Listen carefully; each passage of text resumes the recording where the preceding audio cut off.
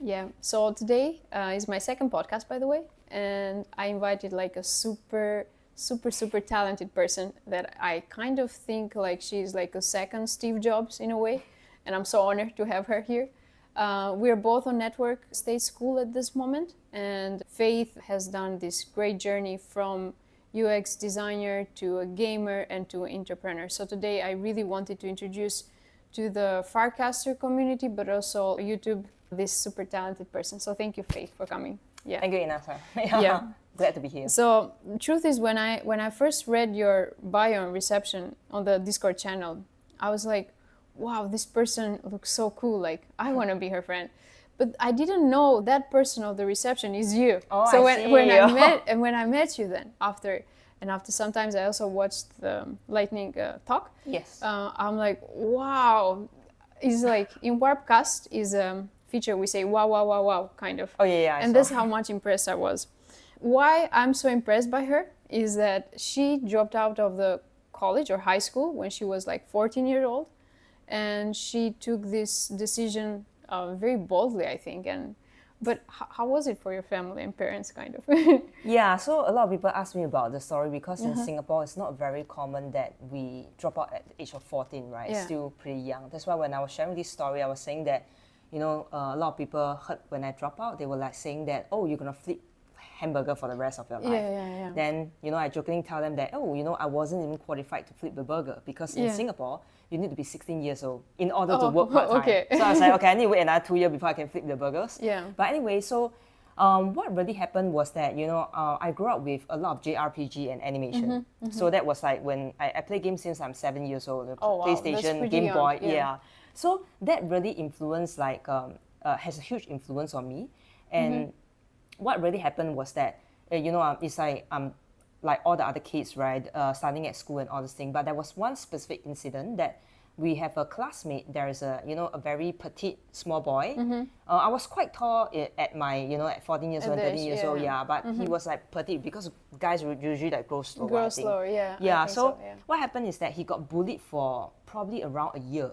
Then I didn't see any improvement. So basically, I decided to basically go to my form teacher to basically tell her about this incident. But I was very shocked, because at that time, I feel that when I talk about this, right, the lesson I learned is basically what I call by justice. Because when I went to her, I thought that, in all the animation and game, right, it would be like totally a different story. But when I went to the teacher, she basically said that, hey, why are you being such a busybody? Because the boy didn't even come to me for a year. And like right now you are telling, like it's a bit like mind your own business and why is it like this? Yeah. Actually at that time, right, I shared with people that was the first time in my life I cried in the school. Because I feel that I was first very shocked. Second is that I'm a little bit traumatized because I wasn't expecting this response. It's like when we're playing games, there's 100 of different kind of choices, but I didn't expect this to become like that. So I was very rebellious, I thought. Then the moment this happened, I went back home. Then I closed, I locked myself in the room. Then my parents don't know what's going on. So my thought at that time was that, if the education system is like this and I'm being taught by these kind of people for the rest of my life, I'll be like a piece of X, right? Things like that. Get out of here. Yeah, that's why I was like, I'd rather take a harder route than being taught by these kind of people in my life. So that was when I feel that I'm still very extreme, like looking back, but I still feel that like it was a very big lesson for me to, the first step to understand. I feel that the education system that we're looking at right now, they basically teach you how to be a teacher, a scientist, an engineer and all this thing, right? But they didn't teach us the value of human being and how to live our life, as a human. Life why values, are we? So that was the main story behind, of why I decided to drop out at 14 years old. A lot of people thought that, I basically, I had bad friends, bad influence, or I went to some, the course. Oh, wow. It's very typical, right? If you look at, even for Japan, maybe you drop out at 14 years old, what happened? Do you have I thought if you drop by 14, I expected. I have read many, very good people, and they said that they didn't like the traditional school. Like, for example, even Balaji said, he didn't like to go to school. He likes reading by himself, but he didn't like how he was taught. And I thought, maybe Faith also experienced something similar, like she didn't like the system because it didn't produce more some more like intelligence, like challenge, but Yeah, actually it's a combination also. That's Okay. why traditional way of teaching is not very very good. very suitable for me. That's why I learn with my own ways faster. Yeah. And I can pick up new skill a lot more faster. I wish I could have that. But I think the lucky thing was that I wasn't really framed right from the start. Yeah. I didn't have a system implemented in me because I never go through the traditional education. Yeah, that's pretty cool. And I thought maybe your value is you really look for freedom in general, but I'm not so sure if that's true. Like, is it something you have like important value in your life, or you think you go by that, like your motto or something? So I think I feel that I'm always like asking the why, like why are we human and all this thing, right? So my life value that I really believe in is actually a lot on faith and compassion. So the difference, because I specialize in user experience design, so which is also very similar to human-centric design. I will always look at things in a different way and look at it like, how can I make people's life better, for example, right? So my core value is basically, I believe that empathy is very important. So faith is very important. Faith in terms of like, no matter you have a religion, or you have faith in your partner, or in your parents, or in your family, or in your sibling. In yourself as well. Exactly, maybe? in yourself as well. So I think that the power of faith is very important, because I always believe, the starting when I show the story, I always talk about taking a leap of faith. I feel that you can be very good in a certain, industrial expertise. You can have a lot of experience. You can do great in fundraising or career ladder and all that. But I feel that, there's just that it's like a 99% hard work and 1% luck thing, right? I feel that if we always look at the very analytical things, we will make a lot of decisions based on what we talk about. What we talk about is like higher probability. But sometimes, right, if you talk about a leap of faith, the context of probability will not be that useful. That's why I always believe that taking a leap of faith and renewing myself every time and try again, this is how I live my life. That's why you can see I will keep on trying again and again and again. And new things, probably you keep testing or challenging yourself in new things. Do you have moments, for example, you tried some new stuff and you didn't necessarily succeed, but you kind of learned something and you're like, okay, maybe I don't do this again, or you're like, oh, because I failed, for example, maybe failed is not the correct word, but because you did this, now you want to make it better. Or what type of person would you be in that sense? So what I believe is still very much like a game. We will earn experience, right? Experience point, then we will basically level up. Whatever that I did from the past until now, I think it contributes to whatever that I'm doing today. So it's very similar that if you heard about the Pokemon Go story, right? The guy that designed this basically started off with doing Google Maps and all these things. So you realize that with Google Maps and games background, in the end he combined these two and created Pokemon Go. It's connecting dots. Connecting the dots, yes. So I believe in there is a journey that we're taking, and everything is meant to be. So I always like the the story and kind of like the fool's journey. Then also the tarot card. Tarot card basically is a whole story that talks about the journey from the fool to the world. So it's a 22 main major arcana kind of story. So then you realize that I feel that life itself, we also have a lot of challenge and all this thing, but I believe that everything is part of your beautiful story and become your experience. So nothing is wasted or like wrong in a way. I don't really believe in wrong or right. Everything is basically part of the experience. I think in Asian culture, we don't have that Western mentality, like winner, loser, you get the best, you are the worst, like these two worlds separated. At least because I have been spending a lot, I think, time in Asia as well, I don't have the mentality. I don't think I was wrong or I'm the best. I never think like that. I'm like, nah, I'm okay. I'm just living my life, and I can get some good part, also get some bad part, and combine them and make myself in a way. I'm also very, so that's why I feel that my philosophy is more towards the Chinese and the East side, right? Because I think what I believe is that it's very hard to define best. For example, like some company, they might be alive for 20 years, they might be a unicorn, then at the going into the start of 20 year to 30 year, they fall.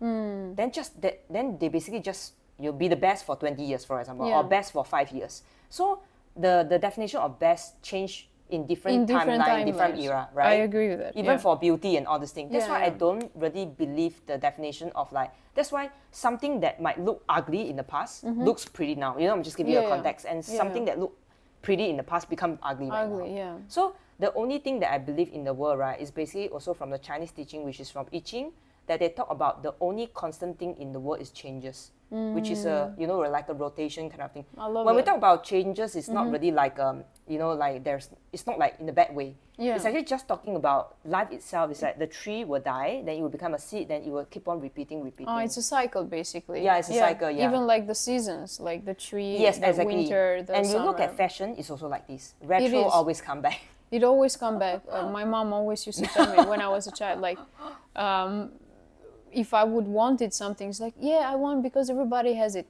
Yeah, but after some years it will be out of fashion, she would say, and then you will come back be one like, day. yeah. And then I realize that now that I'm adult, although I have 0 sense of fashion now, I am very minimalist. But I realize that fashion keeps coming back in cycles. Yes. Yeah. It's very interesting, the human mind and behavior. Like, I'm very fascinated by that. Yeah. Super cool. I love this Chinese philosophy of life. Yeah. Do you have somebody that kind of motivates you in life, or somebody that you see it as a role model? Or you also might have like different role models for different things in life. I think as a designer, right? I mean, if we talk about the corporate industrial aspect, right? Of course, like from Steve Jobs to some of the other really product-driven kind of like entrepreneur. Those are really, I respect how, you know, it's like craftsmanship. They craft their product is like Japanese craftsmanship level, whereby you know, like, wow, that's my masterpiece, you know. It's a masterpiece. Apple, exactly. So I respect a lot of artists because I feel that they pour their heart and soul into doing that thing. But I think that the people that really impact my life a lot, that influence me, is all the women figure in my life. Because my mom and my sister, they play a super great role. So what I believe is that I feel that a lot of the core value is affected by your family and who you're surrounded the most. I agree in the future, with maybe it's your partner and all this thing. Yeah. So then you will then affect your child, right? So I feel that my mom and dad plays a very good role for me. Even when I quit school, right, my mom was like, she's not like very typical kind of tiger mom. She's very philosophical, then she's very compassionate. She feels that there must be a reason why this is happening. And she basically gave me a lot of freedom. That's why when we talk about freedom just now, it's exactly right. And I feel that I'm very fortunate because my mom gave me a lot of freedom. And I'm happy that right now, at this stage of my life, I can make her proud in a way. And I feel that... I think you are already... That's why I think, she's also quite happy, you know. Not in terms of the career and all this, it's just that right now, I think I'm being more recognized than last time, and all this thing, then she's happy. So I think the women figure is very important because I think a lot of my friends that I know, that they didn't really have a very good relationship with their mom. Then result them in terms of like, what I believe is that if you've heard about like Carl Jung, right? He basically talk about we have the animus and anima within us, which is like the masculine and feminine side. I feel that your dad is like the masculine side, the mom is like the feminine side. And we need to have a balance. Balance. In life, it's always about balance. So I feel that if both the parents will play a good role to influence you, you'll be able to have the balance since young, then you'll be able to grow. So I feel that this was a very good example and very good influence for me because like my mom was what she did is like guiding me as a human being. That's anything amazing. else I can, just quote or learn online. But it's very hard to learn to be a human being. Like teaching your core values. I really resonate with you because I have a very strong relationship with my mom. My mom used to tell me when I was a child, like, Ina, remember, I am your kind of best friend. I want your best for you.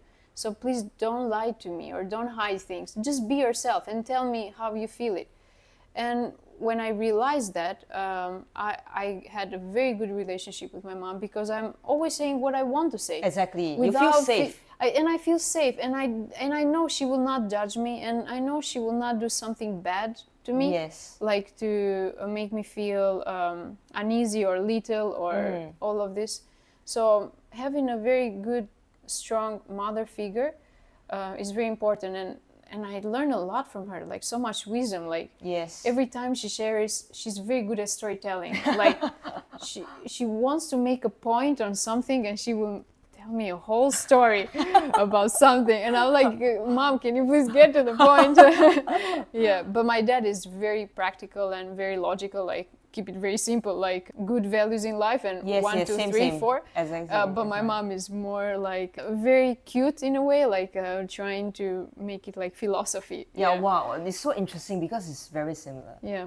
Our parents is very similar. I'm quite shocked. I am quite shocked too. I think that's why we get along well. Yeah, I think so.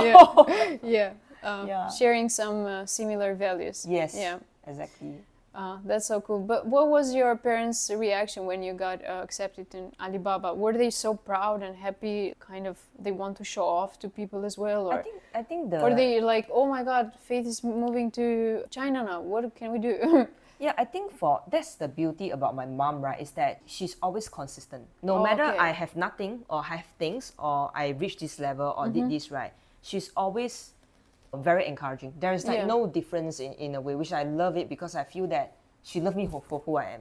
Tomorrow maybe I will just like quick, go around, maybe hipster, then she'll be like, oh, she'll still be okay of course. with it. You're my daughter, basically. Yeah, exactly. Do whatever, yeah. Correct. So I think that my dad feels more proud because he also do business in China. So when he know that, he will be like, but he's a very traditional kind of Chinese man and father. He's very good to me. He teach me a lot of like wisdom and about life and all this thing, right? But he's not that, affectionate in compare. Yeah, I understand that. Yeah. So he will be, he's like, oh, it's a very good opportunity. You need to make sure that you do well and all this thing. He will say this kind of thing, but in a good way. But when I go China, right, then when I came back, when I meet all the uncles, then they were saying that, oh, your dad keeps saying that you went to Alibaba, right? It's like behind, then he will say a lot. Behind the scene, he will say a lot. Yeah, not in front of me. Like when behind, he will tell everyone. So I don't know for you, Faith, but at least in my mom and dad, is like we have this thing in Albania that the worst thing you can do to somebody is make them feel arrogant. So if my parents kind of Homeru, what does it mean? Like trying to put a lot of, you're the best, you're so good. Maybe then my mind would become arrogant. So my parents doesn't like that. Yes, my parents also. They always like, oh, you're doing good, very good for you then. It's they are trying to keep me still like down not floating, my dad's also like this. He will be like, he always tell me to be humble. Yeah, humble. That's the thing. My parents that's our teaching also. Yeah. Oh, yeah. Very similar. That's why I feel that. That's why I'll keep pushing aside. What can I do to impress my dad? Then I realize, fine, I can't impress him. I also have the same thing. Like every time I do something, like I'm doing challenge. Hey, I'm going to UK to study. Like, yeah, okay, but you're going for yourself, not for me. He tells me. So it's like, oh, okay, you're never satisfied. You're never happy. Yeah, exactly. I know. Yeah, right? but the truth is, he is happy. He just doesn't want. He wants me to be really humble and don't forget my beginnings, basically. Exactly. That's very very important for my parents. Exactly, because I think, when we talk about core value, right? Ego itself is gonna kill a lot of things inside. So there is the traits that we have, right? Core value, and ego will blind you. Blind you, yeah. Yes. Yeah. So that's why there was a period of time I'm also a bit very egoistic because I did quite well in Shanghai. Then every time I go to a networking session, and people will be like, oh, come to me and all this thing. So, but I feel that my base personality, I'm a bit introvert and shy in the past, but because of work, that's why I become more extrovert right now. I won't be that egoistic. Yeah, but when I was in Shanghai, I feel that there's a period of time that I'm a bit blinded in the sense of like, I feel that I don't need to work hard. By the success, I don't really need to work hard. I just need to mingle, have fun, and play. I don't need to work hard. And that will actually harm me in terms of like my personal growth, and also as a human being, like I can't be playing all day, right? For example. Did you face like a hard time when you were playing this type of role? Did something bad happen after? Like, did you get in conflict with people or some challenges? Actually, not really, because I feel that in terms of my human relationship, I will try to listen and understand. So I feel that when you have understanding for people, it's easier to talk to them, right? So I feel that my biggest struggle was that I didn't have inner peace. I feel that any kind of conflict outside is just like maybe work, some quarrel, I think it's okay, but there's nothing personal. But I feel that the personal growth part and the inner peace is something that's extremely important. And that is something that I feel that is why I went to the meditation after that to help myself. But that is the only thing that I realized that it's like Perhaps I would like to say this, Faith, is like more self-reflection. Yes. You were suffering something and then you went on this path to kind of analyze yourself and be aware, self-aware, and then correct. reflect. Yeah. Yeah. Like the things that I'm doing is not conscious anymore. It's what Yeah. people want me to do, then the surrounding. I'm like not living really what I want. I mean, Yeah. yeah, it's fun in a way, but it's not really it's like cheap dopamine. Yeah, cheap dopamine. You know what I'm saying, yeah, right? I understand Like that. it's not something that will give me peace and calm, which is something that I'm seeking. Okay, how did you achieve this inner peace, by the way? Just different question, but is it only from meditation or did you do something else? I do a lot of reading. Reading. Yeah, okay. actually, I don't talk to people so much in terms of like my private time. I do a lot of Chinese traditional philosophy reading. Okay. Yeah, the Confucian, then the Taoist, then the I Ching, and all the ancient Chinese teaching in terms of the universe and the world. Then I also do a lot of like reading in terms of other religion like the Jewish Kabbalistic system and all this thing. I'm very interested in the spiritual and the history in terms of how religion is more on the philosophical side. That helps me a lot because that gives me like another way of thinking. It's like thinking off the box. Yeah, different dimensions basically. Exactly. Yeah, I have been on. I haven't experienced exactly meditation. I have done some session, but I never got that inner peace. But I got that inner peace when I start. Have you read the book The Courage to Be Disliked? The what, sorry? The Courage to Be Disliked is written by 2 Japanese authors. I think I heard about it, but I never It's a very really, good book, and he talks about the Adlerian philosophy. And so basically is that everything that happens, you should have the courage to be disliked, to show yourself 100%, and not to have the victim mentality or blaming your past, your trauma for what's happening now. But have the courage to face the situation as it is. And there are some examples in the book that he says, he talks about like the philosopher and then a young person, the student. And then the student said, yesterday I was so angry because a waiter came and he dropped coffee on me, and then I yelled at him. And the philosopher said, you yelled not because you cannot manage your controls. You yelled because you wanted to belittle him and you wanted to make yourself higher. It's not because your anger controlled you. You control your anger, he said. And that hit me a lot because I realized that a lot of stuff that I do in life, if I want to blame other people, very easy. Yeah, yes. But I never saw it in that perspective, and I got very cautious and then very self-reflective, like for whatever I'm doing, I'm studying myself in a way. So yes, so when we talk about, just a quick overview, right? When we talk about meditation and some of the techniques, right? They basically, it's always our self-reflecting in the way that you need to accept and recognize why you have this kind of emotion. yeah, So in the psychology side, right, if you look at it, why do you feel angry when you talk to this person? it's very good A lot question. of times, right, if you go deep dive and understand, there must be something that reflects Yeah, in you that you didn't like.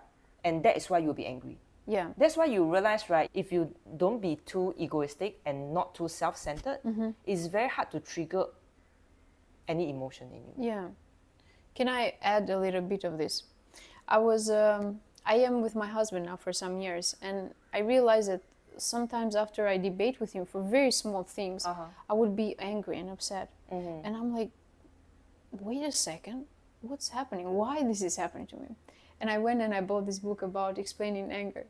And I realized I was so angry, but I didn't know I was angry. How to explain to you? Like, I know. what I didn't know the reasons that made me angry as a person. Like, usually is the difference in values. Or if somebody is arrogant to me. Yes. So I have that type of, apparently there are 12 types of anger that I didn't know.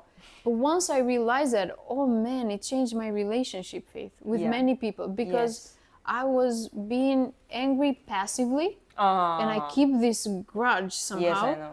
And I'm like, it makes so much damage to my heart, like, or it is, emotions. yeah. It's like, okay, I should make peace and forgive stuff. And like, nobody's perfect. Even I have done same mistakes to other people. Like, I cannot have that mentality of being a victim, So when I realized that, it changed a lot of stuff, because in a relationship you learn a lot not about your partner, but about yourself actually. Yes, exactly. Yeah, this Yeah. is something I learned. Yeah, of course, yeah. I think that's very important because like a lot of times I feel that emotion is actually a reflection of yourself. And and like you say, right, no matter happy, sad or anger, it hurts yourself the most. It hurts. Yeah, the person is like they will be is either clueless or like feeling scared and all. Yeah, the other person is like, what happened? Like, what happened? What did I do? And like, Then like 3 days later, you're so angry. you're so angry, and what are you trying to achieve? Yeah. Then you should have tell me, you know, if you're so angry. But you don't know why you're angry, you know?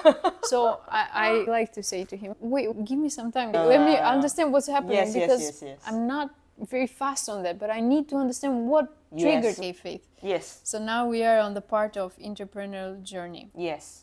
Can you tell me a little bit, you said on your bio you launched 2 companies. One was like fashion commerce, if I'm correct? And you sold that to Vogue? We were featured in Vogue magazine. Oh, wow. Yeah, correct. So this is like based in Shanghai, China? Like what was the company doing exactly? So we started off with, do you know like Farfetch and Net-a-Porter? So it's like a e-commerce for...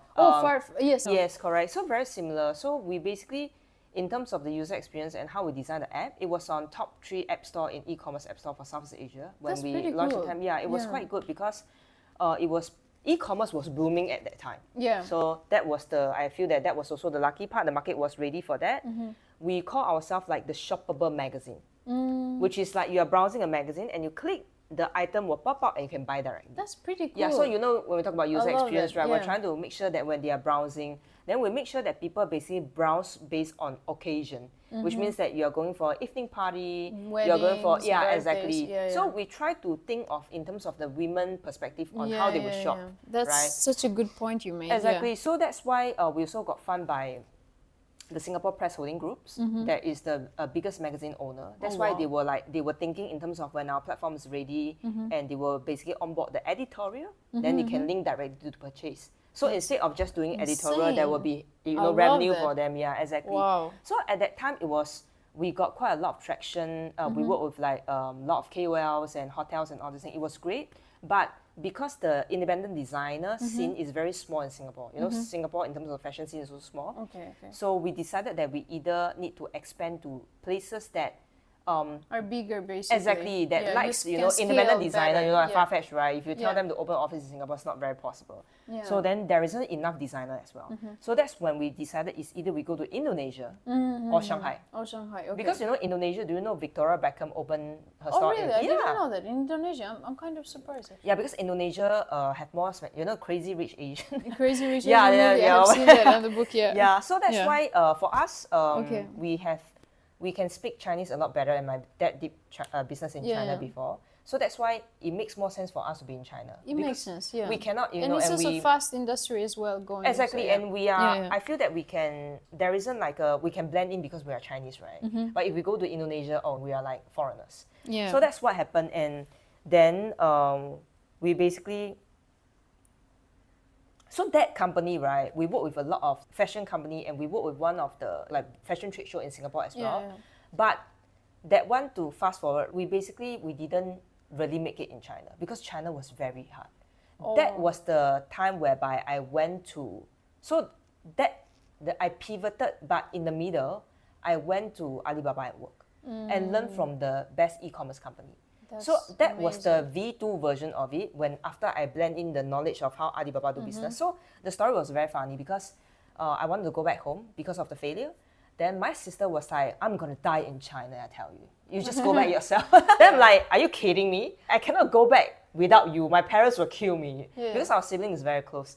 So then I was like, I can't struggle here, right? Then very fortunately, I have a few good friends that I was hosting them when I was in Shanghai, and they basically got into Alibaba. So she told me that there was an opening, and then the headhunter found me. Then we checked. So the 5 interview takes for like I think 3 months in total. Yeah, because I was also doing my stuff, so I wasn't really ready. I was just trying my luck because I got offer from Net-a-Porter as well. Okay. But then I was thinking, I joined Net-a-Porter in China. That's pretty weird, right? Yeah. Because their product team is in their headquarters. Okay. Yeah. Different countries. Correct. You know, because usually they will do distribution and maybe marketing over here. Then I won't be touching product, which I'm a product person. You want to learn the exactly. product. So then I was like, Alibaba, might make more sense. Yeah. But at that time, to be honest with you, I wasn't very familiar with it. And I was a bit afraid. Because I feel that I might not blend in that well to the Chinese culture. It's very hard to say, But after that, talking to them, the whole journey was like very safe because at that time, my direct report, he's a guy from eBay for 20 years. Wow. So he worked in America previously. So when he onboarded me, right, he was super empathetic. And he makes me very comfortable. But of course, the after interview, there will be like people from Timor. Then there will be people from other departments. Yes, then the last one is basically HR. Then, but I can articulate very well in Mandarin, right? So it was okay. After working there with all the experience blending, that's why I told you experience is like a progressive thing, right? Yeah. Then I did the Shanghai Fashion Week, W Hotel, and working with a lot of different people. That one, what we did was that combining all the experience that we have, we basically did Airbnb for retail, which means that all the store that we basically design usually will be very popular. And for the e-commerce brand, has an issue is that they don't know how to do retail operation offline. Oh, okay, I didn't know that. Yeah, because they only know how to. They just know the e-commerce. Yes, because all that stuff is different. There's logistic, there is retail management, and people need to have sales and also whatever. Then there will be renovation. That's very different from design, right? E-commerce is just design. So they don't have the team. So our market position was at that time was that we basically have ready store that is designed in a very experiential way, immersive experiential and unmanned store. And this direct-to-consumer e-commerce brand can come in directly to rent the space. Wow. So that's why we were featured in WeWork with Lululemon and another big brand, as a WeWork member story in the whole Greater China. That's amazing. Yeah. So it was really, that time was super amazing. Then we worked with Shanghai Fashion Week. We are the first smart retail company that opened a store with Shanghai Fashion Week. So then we also with W Hotel. So we basically even with hotels store, because we opened a very small movable store, unmanned store that's in places that you didn't imagine that you can shop for stuff. Yeah, so it's not like super traditional. Of course, the traditional one that we opened is in really good area or mall, like traffic. The shopping malls, correct. But our main idea was basically we have a portable store which we can push in, then you can just set up directly. So that was the main thing, That's amazing, like how you pivoted and also like learning from here and then applying here. I don't know, I learned a lot about entrepreneurs stuff because I also run a Korean cosmetic shop actually in Japan, online shop, which failed.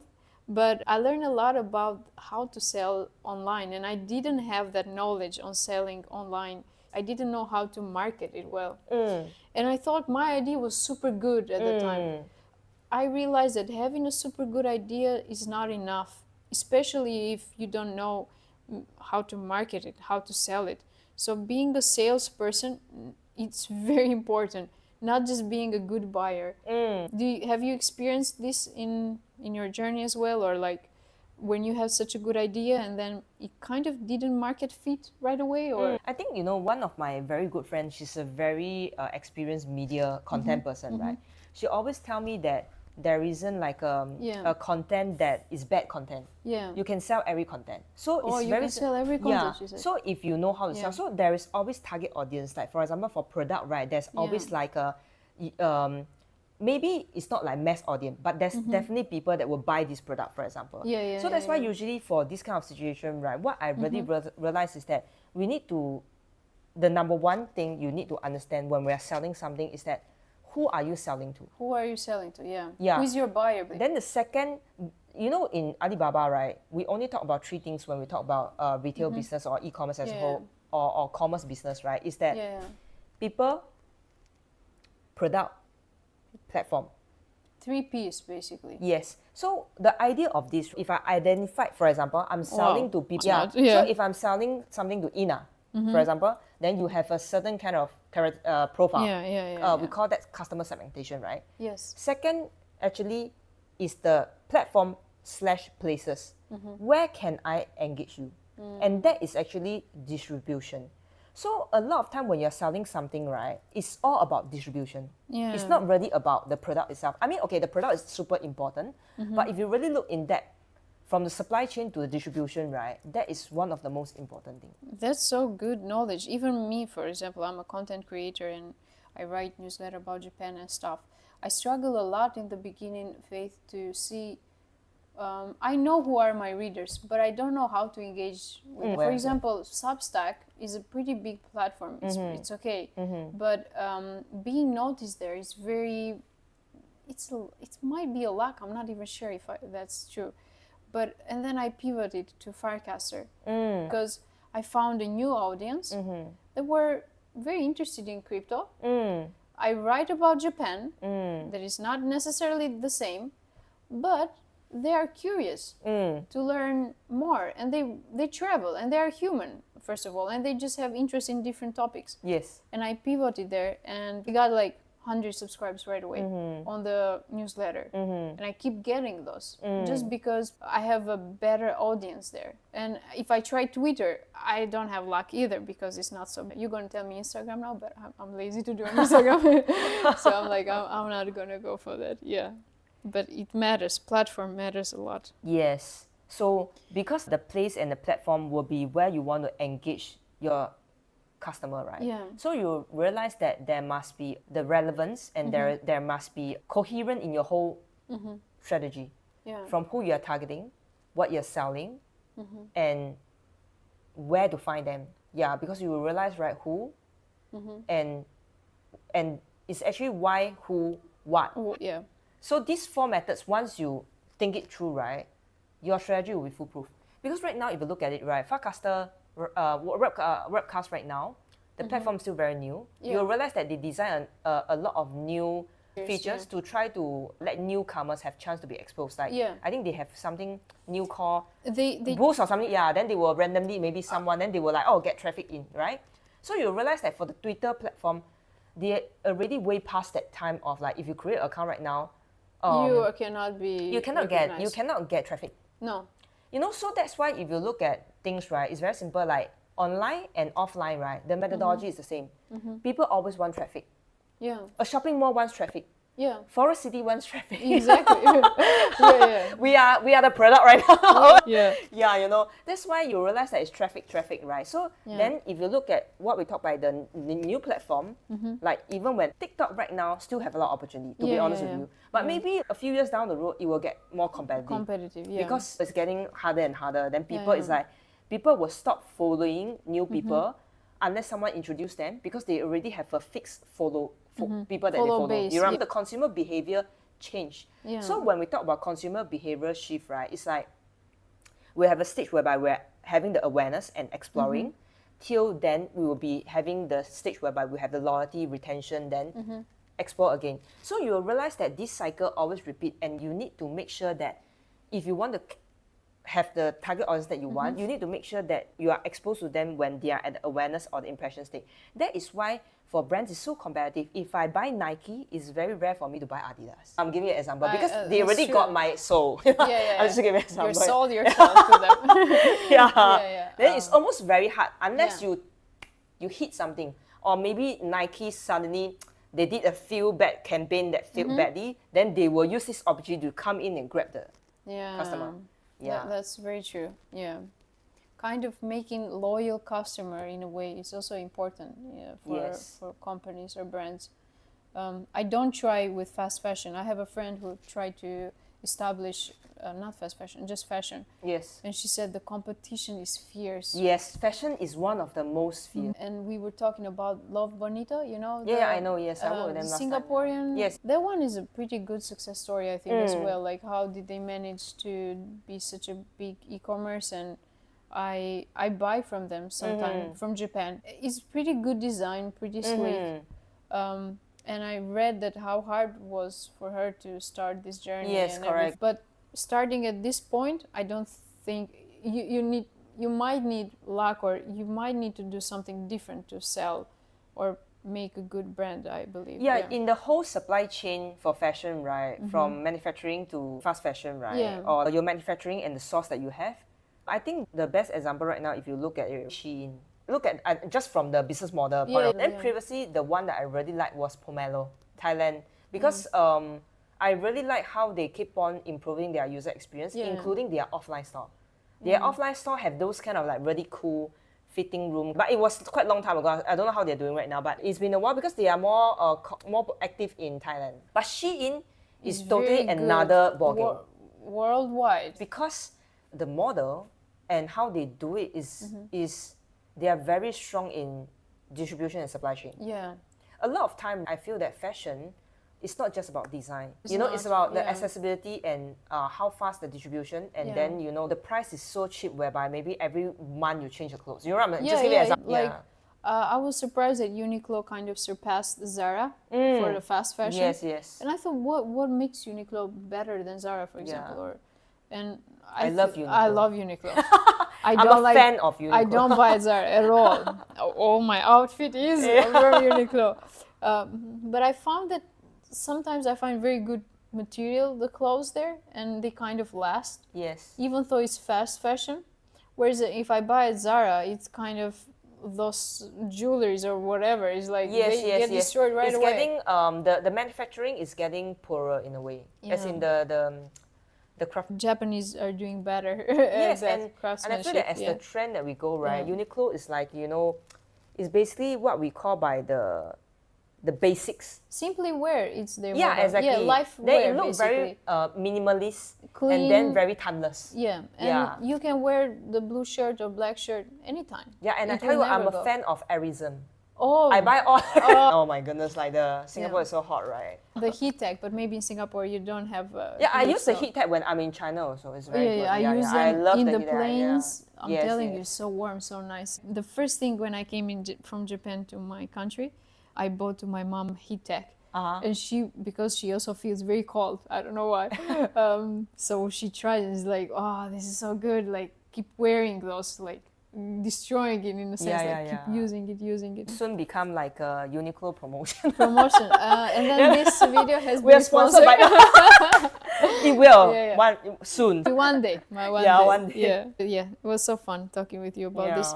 But tell me about Supercharge. Supercharge is your newest project that you are building, I think, with your sister now. Yes, you correct. co-founded both, and is this experience of Web3, like DAO, AI, and what else? Can you explain it to me a bit better? How it started, right? It's like connecting the dots again, right? There is, if you observe right now, due to the coming of age of Generation Z, I work with a lot of brands. So when we hang out and all things in the COVID time, I realized that brands are targeting Gen Z right now. But the traditional social media platform, they can't engage them. Like, Facebook and all those things. So for the Generation Z, right now, cost per acquisition is higher for the brand, and the return of investment when they are putting ads online is not as effective. That's why you can see there was a period of time a lot of brands basically start to do NFT. There was a period of time. Then they thought that this could engage the Gen Z. Then they realized that it's not really working. Then in Korea, it's basically Zepeto. Basically, these are the games that the Gen Z is really playing. So then what I realized is that if you look at the characteristic of Gen Z, it's very different from the previous millennial and all this thing, right? Is that a lot of them grew up with games. They are avid gamer, and the way that they focus on their life is very much focused on experiential. They will go to festival, they will go to concert. That's why the Taylor Swift concerts. I mean the millennial, I feel that they do that also, but it's not as crazy as the. Then you look at the fan economy right now, Hololive, like Japan, Nijisanji, all this, right? Then how these fans are buying all the merch. Then you will see that there's a shift in terms of consumer behavior. And with technology growth and AI and all this thing, there's a lot of people that goes into space of creativity and all this thing. So that's why what we believe in the future is a combination of our expertise plus what we really want to do is that I want to combine to basically Supercharge as a platform to provide people when they come here, they are like a player, they can experience thousands of different stories and experience. That's why one thing that we'll be doing here is that we'll be doing a Forest City adventure. Oh, you're doing that? Yeah, I'm doing it already. Sorry, you will be in, no worries. I will share with you more. Yes, so it will be very fun. So it will also display what kind of things that we can do with our platform. what we really want to do is that, for example, one of our technology that we integrate with is Niantic, the company that did Pokemon Go. So we integrate the technology and we basically paid for the license and basically integrate with us, which means that using our platform, right, without any coding experience, we provide a no-code platform for you to design a game just like Pokemon Go. You just think of it like that. That's amazing. Yeah, so that is my main goal. That's why we are step by step doing it right now. And we're very fortunate because I think with our industrial expertise and a good network, we've gotten quite good clients. So Singapore, one of the biggest university, National University, NTU, is using our application. Wow, that's pretty big. Yeah, then Comic Con, as in the Singapore Comic Con is using us. Then we basically, our key that what I feel is missing right now is that Web3 focus a lot on digital. I want to focus on offline. So I want to gamify the real world. That's insane. Yeah, which I think I is never very fun. thought about it. Yeah, I mean, that's why you see from the experience that I did, I did store that's very different. Honestly, that's when I realized that this is the opportunity that, and I think that is really lacking off because online, there's a lot of people doing already and the traffic is really hard to get. And right now, you will realize that more and more people actually go back to offline. Yeah, even Gen Z, you think? Even Gen Z. So I give you an example, right? I went to my favorite, to the Nintendo world. I buy everything inside. Then I was telling my sister, it's like, oh my goodness, like I just to become Super Mario for Mario. Yeah. Then we were saying that I'm the brother, because we are sister, right? So she's Mario, then I'm the brother. Then the two of us was like buying the watch and like trying to clock the point because we download the app. So everything add together, right, including the price, we need to spend around like 400 USD. Wow. Because it's a real life experience, kind of like correct. that, you go in, you become Super Mario. Every place that you can use this is like I think it's an NFC or Bluetooth technology. The watch, then you can basically, when you hit the thing, right, it will have like the coin, ding, ding, ding, ding, ding, ding. Then you will look at this, okay, I got it. Like I got 500 points. Then you will compete with the leaderboard of the people. So this is something that we are doing now with our app. Because we specialize in IoT and hardware development. So even for the network school, actually we can propose to basically for every time you burn, right, we can give you something, then you can just tap instead of scanning. That would be I talk about the shopping experience because we specialize in doing the offline experience integrated with offline technology.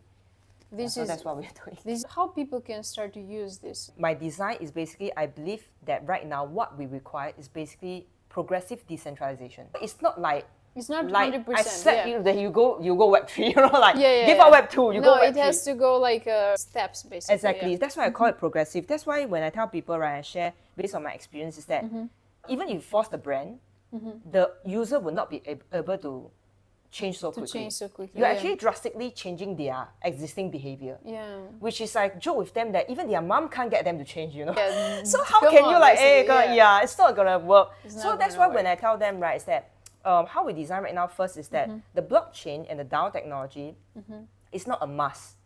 It's an add-on, but we do a lot of Web3 validation and connecting wallet and all this thing. But what we do on our platform when we do minting, you don't need to connect your wallet. So basically we have both custodian and non-custodian wallet right now. Then they use their email and they can mint directly. And it will appear in it. So we work with the company called Mintable.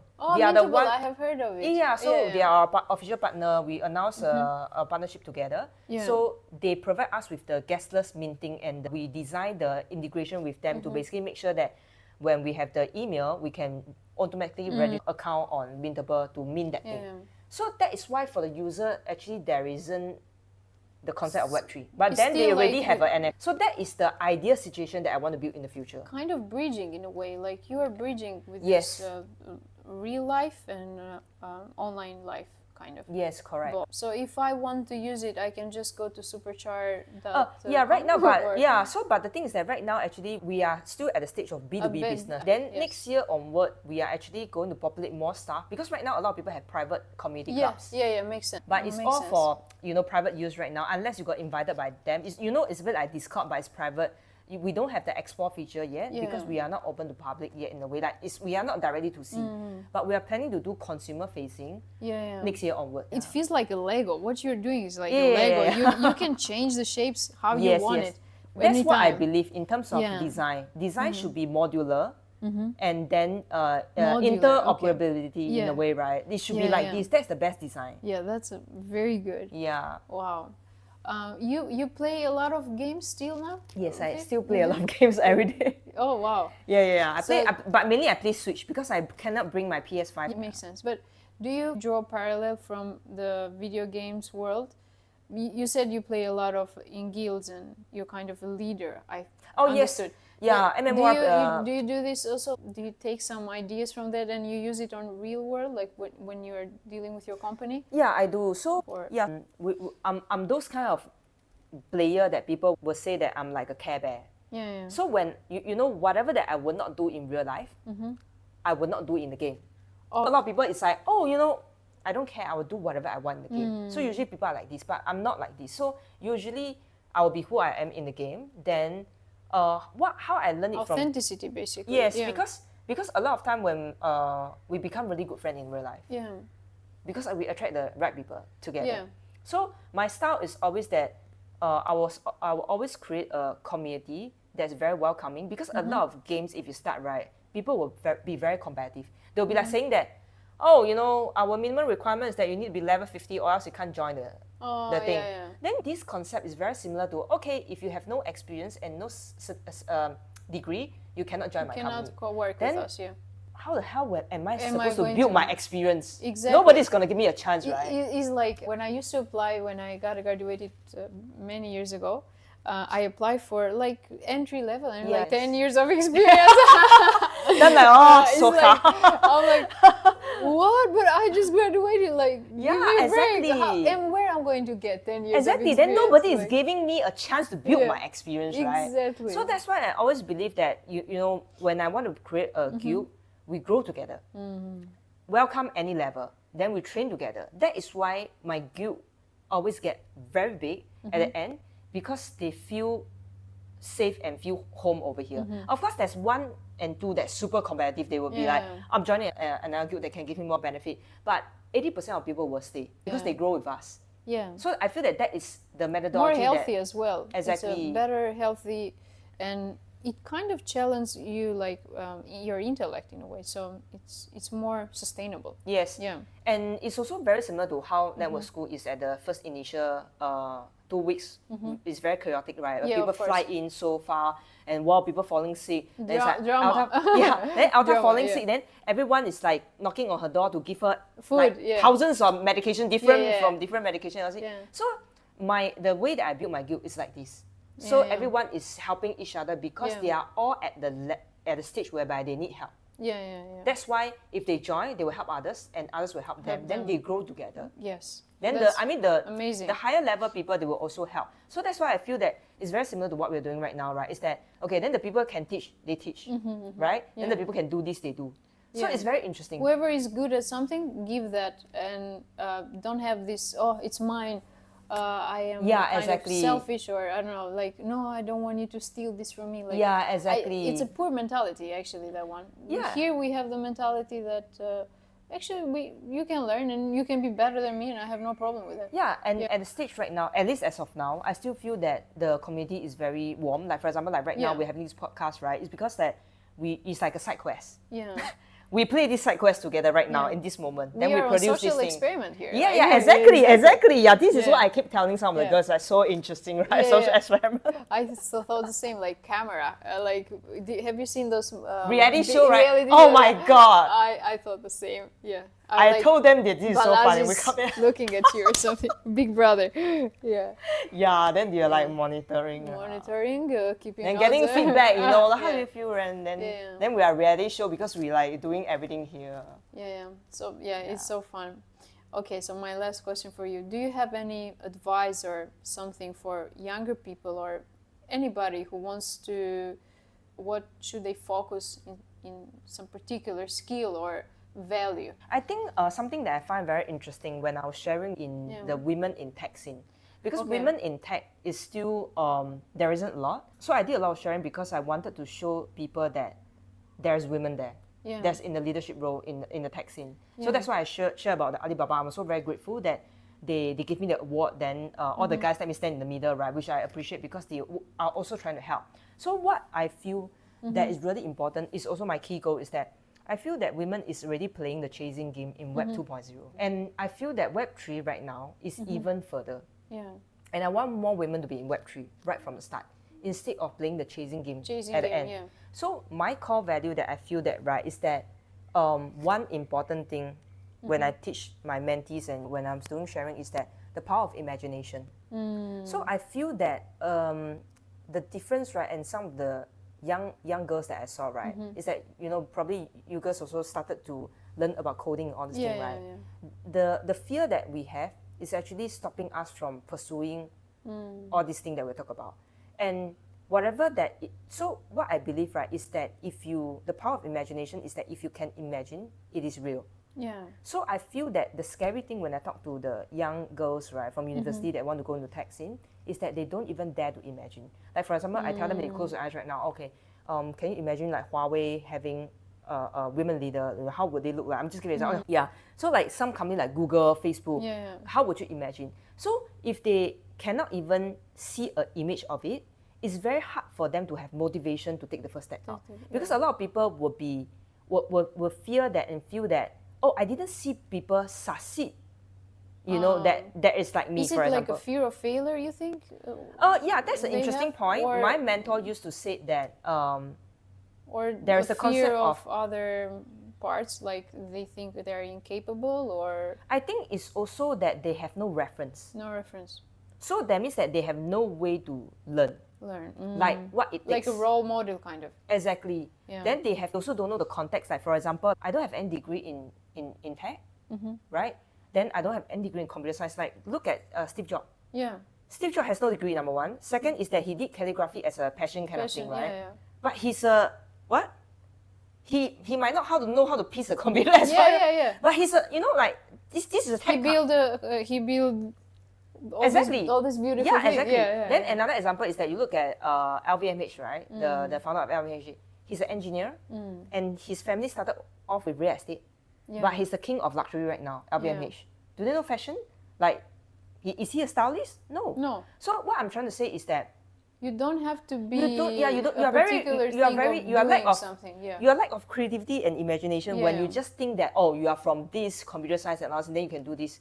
It's not a must, to be honest. It's like a traditional learning in a way. I'm gonna say this because I also thought before, Faith, when I was younger, like, I'm gonna get into this job and probably I'm gonna work till my life there.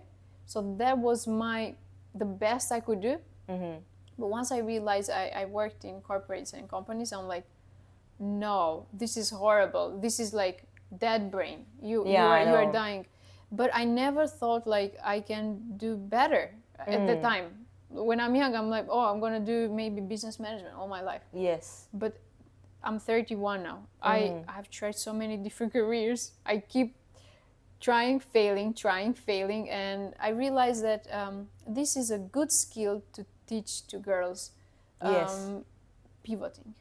Yes, and I think and pivoting, the action is like changes, right? Another thing is we realize that the world is trying to keep on blending in, even for Japan culture. And think about it, right? One thing, if you play Tetris before, when you blend in, you disappear. You disappear. So that's number one. Second thing is that I think is important is that I think a lot of people set limit for themselves. Yeah, they do. That's why I keep saying about imagination. Metaverse, when it started, it's supposed to be beyond this world. That's why it's called meta, right? Beyond this world. So the thing is that when it's beyond this world, I think the important, when I go back to the keyword about imagination, is that you should have the power and train yourself that even if you've never seen someone did this before, you can do it. You just need to imagine it. Strong message. Yeah, actually. exactly. They can do like, okay, like how can I be a CPO of Alibaba, for example, like, or like what kind of like, example. Then I tell what ChatGPT will definitely have the answer. Definitely. I feel that. So that's why I feel that using AI can also power your mind in terms of like, don't set limit and test your imagination. Push further. I love that. I am also a person like that. Like, my dad used to tell me when I was younger, like, I asked him, how do you do things? Oh, I just imagine the last step of it. Like, I imagine I would be here, I'm doing this, and I just pave the road. I work towards that goal. Yes. And I thought, that's crazy. Like, that doesn't make sense at all for me. Like, I didn't have that imagination, but then when I applied that creativity, it helped me because I'm like, you know what? I'm gonna be super super crazy good at this, and if I believe it, I actually become actually good at that. Yeah. But if I am not, I'm like, nah. Yeah, and I think something very important I would like to share with you, right, is that what I believe, right, is that failure and success is a state. So when we are coding, right, we talk about a state, right, for example. So the state itself, right, first, it's not permanent. And how you define that state, right, is that if you never give up, you never fail. Yeah. You think about this concept. Then the second thing is, right, if you look at this in, in another way is that, a lot of people basically look at very successful people that they think that it's successful from their perspective. Yeah.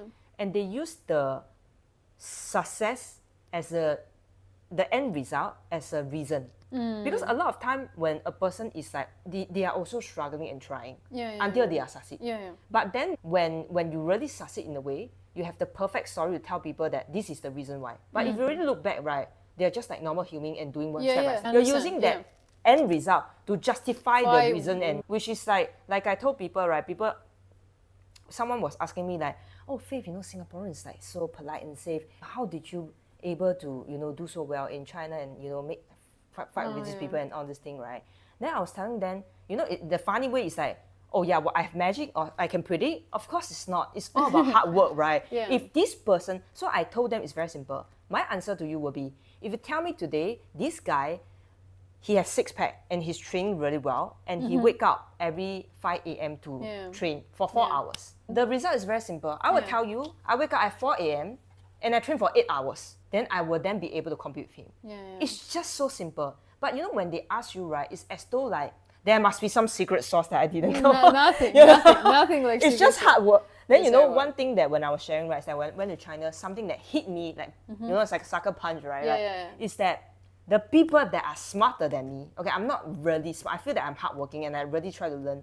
The people that are smart working is more hardworking than me. And I think that's very scary. Very scary. Yeah, because smart people are that's scary. Hardworking. Yeah, they are hardworking. Because I have met smart people who are very lazy. That's the common one. And that's like, oh, okay, maybe in 1 year, 2 years I can beat this person. Yeah, exactly. They are having the ego, then they're chilling. It's fun. Yeah, but thank you so much for taking time today and chatting with me. I love this conversation. I can talk with you for ages. Like, I love philosophical stuff as well. But thank you so much. Yeah, thank you so much, Ina. Thank you so much. Thank you so much.